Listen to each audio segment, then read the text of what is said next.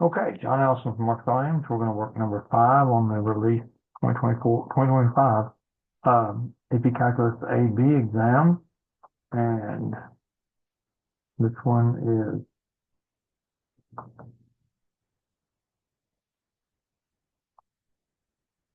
haven't looked at it. Remember, I do these calls. Get a document camera going here. And now I'm going to go back to the exam. And I have not looked at it. Remember, I don't show you the exam on here because it's a College Board copyright violation. But I have included in the link, or in the description of the video, a link to where you can view the problem on College Board website. Okay, question 5. Two particles, H and J, moving along the x-axis for 0 less than t, less than or equal to t, less than or equal to 5.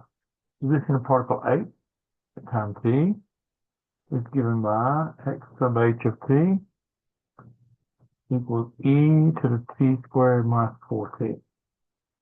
And the velocity of particle J is given by 2t times t squared minus 1 to the third power. Okay. A says find the velocity of particle H at time t equals 1. Remember, there's no calculator here. So the velocity of H is equal to x prime of H sub H. And that's going to equal, this is going to be e to this times the derivative of this. So it's going to be 2t minus 4 times e to the t squared minus 4t. That's a chain rule application. And we're looking for at t equals 1. So we're going to look at v sub h of 1 equals x prime of sub h of 1, which equals 2 minus 4, or negative 2, times e to the 1 minus 4, or negative 2 e to the negative 3. And that would be the velocity of particle H at t equals 1. That's part A. We'll look at part B. During what open intervals of time t, where 0 less than t is less than 5, are particles H and J moving in opposite directions? Give a reason for your answer. Okay, let's look up here again. And the velocity of H moving in opposite directions. So we're going to look at on 0 to 5. We're going to look at x prime of H, the velocity of H. And this is going to be positive for t greater than 2, because e to this is always positive. So that means that x prime of h, or v sub h, is going to be positive here, and it's going to be negative for 0 to 2. And then we can look at v sub j of t on the interval from 0 to 5. And we can say that for t greater than 1, this is positive. This is always positive in 0 to 5. So for t greater than 1, this is going to be positive times positive. Positive times positive. And for t less than 1, this is going to be negative. And so part B asks during what intervals of time t for 0 less than t less than 5 are particles H and J moving in opposite directions. So that means that the velocity functions have to have different signs. So v sub h is greater than 0. Let's go less than 0. V sub h is less than 0 for t in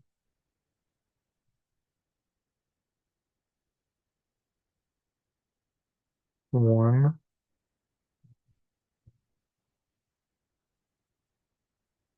2, and v sub j is greater than 0 for t in 1 to 2.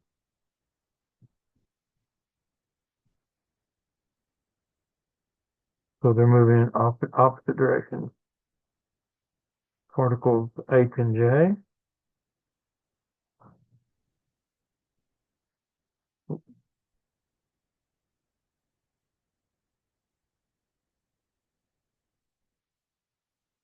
moving in opposite directions.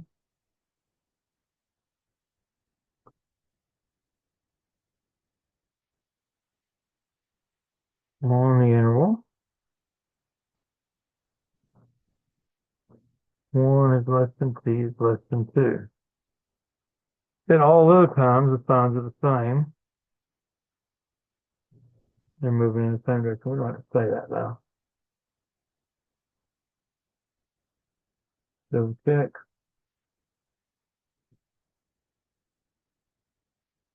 From 2 to 5, positive and positive, moving the same direction. From 0 to 1, negative, negative. So moving in the same direction. So it should be suffice on B. All right, part C says it can be shown that V sub j prime is greater than 0 at 2. We have V sub j prime of 2 is greater than 0. Okay. Is the speed of particle j increasing, decreasing, or neither at time t equals 2? So they showed us that V sub j prime. So what we need to do is see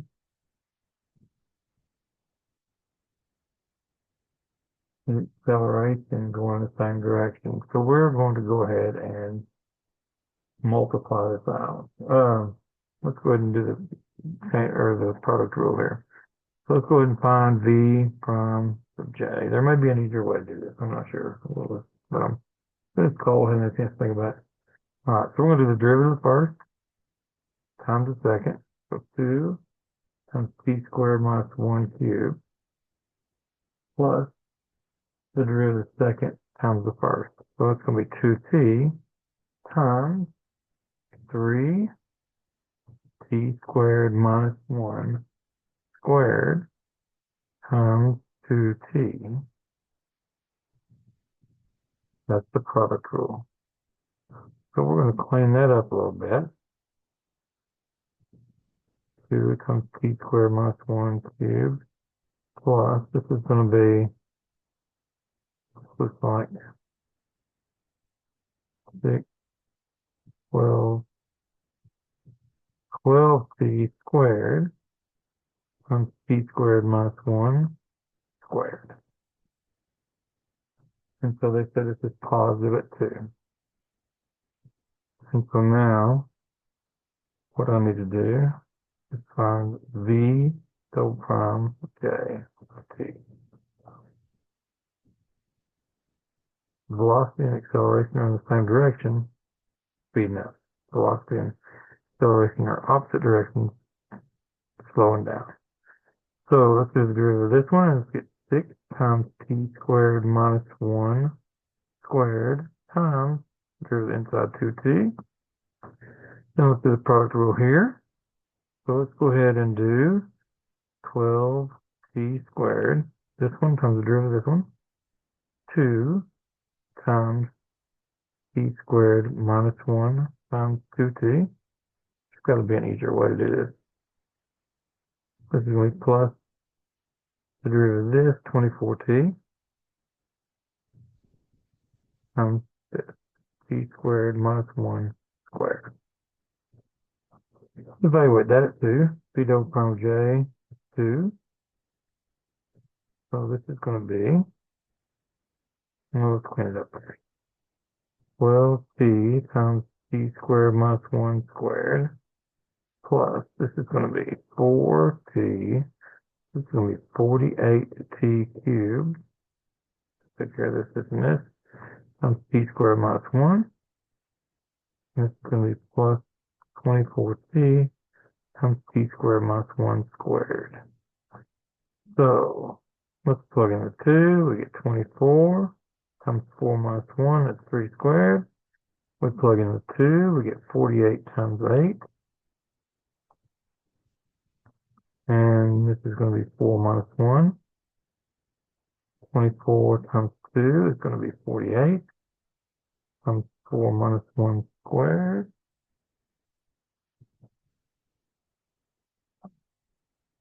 So this is going to equal 24 times 9. And this is going to be 48 times 24.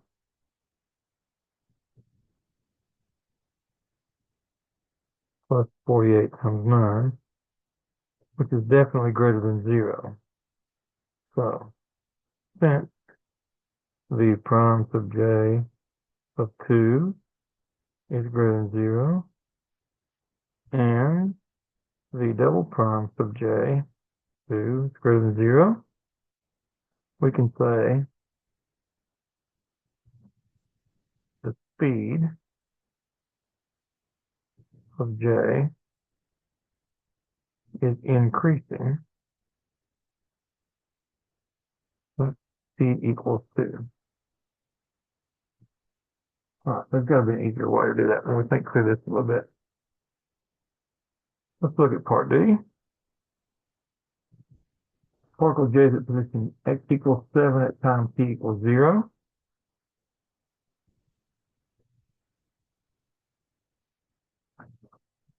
We're given velocity.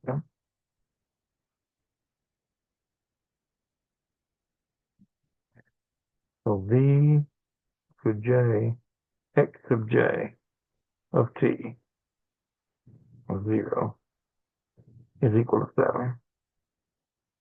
And we want to find the position of particle j at time t equals 2. So x sub j 2 is equal to the integral, well, let's do 7 plus the integral from 0 to 2 of v sub j of t dt.